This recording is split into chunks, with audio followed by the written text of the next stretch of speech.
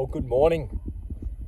Continuing our In Sync mini-series, and just thinking about, you just can't deny how much scripture, especially in the New Testament, the focus is on how we treat and love one another and the importance of being in sync with one another.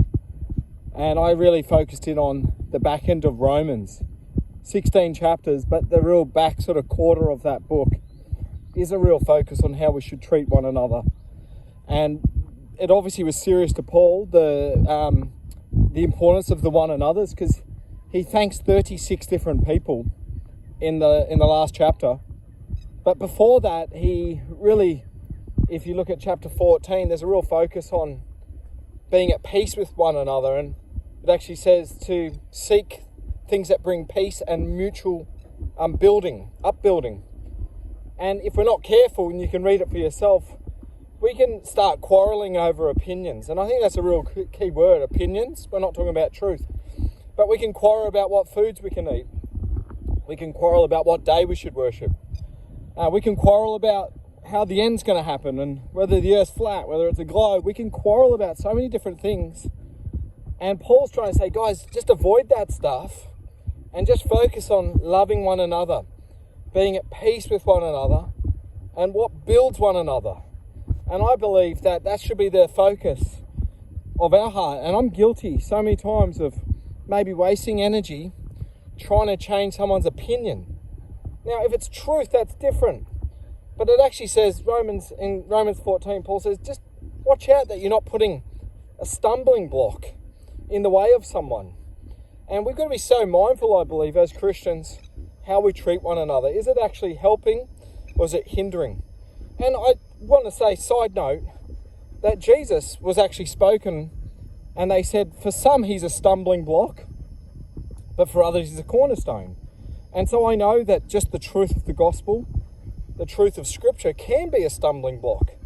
But if it's our opinions that are causing stumbling blocks, man, we've got to watch those things.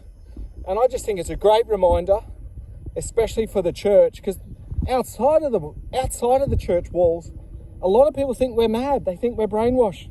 They think we're divided. And the truth is, in so many ways, we are. And so I want to just really put that charge out to you, just in this little mini recap. Paul's plea for how we should look out for one another, honor one another. And, it actually says in that passage to outdo one another with love and honor. And I just think, imagine if that was our focus, how we could outdo one another, how we could treat one another so lovingly and honourable that some of the little things just don't matter. And at the end of the day, some of those opinions, maybe you're right.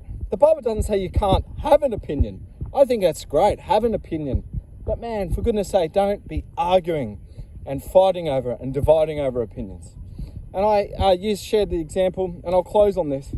I was at a conference where there were some various pastors, and one of the pastors came up, sat down at the table, and the first question he asked me, I've never met him, was, so you guys, sort of in a almost weird twang, so you guys believe women in ministry? And I just sort of gave a very quick answer, but I just thought, in all honesty, what a cheap first question to ask. There was 1,000 different questions that we could have asked about each other's churches, life, family, and needless to say, I didn't pursue relationship. But just a couple of weeks ago, I was in a prayer meeting with the local Darwin ministers, and the Anglican Archbishop prayed for me, prayed for some of the health things that just we're waiting on some results in my life. And man, it was just so special, so humbling. It was beautiful. And I just felt really touched by that. And I just love the fact that there was multiple denominations there. In all honesty, we've got some different opinions, but who cares? And I think we've got to look at that in our own faith. Let's love one another. Let's outdo one another in love for one another and honor for one another. And let's think of ways how we can build one another and bring peace. All right, God bless you. Starting a new series Sunday on maturity. All right, we'll see you, hey? Bye.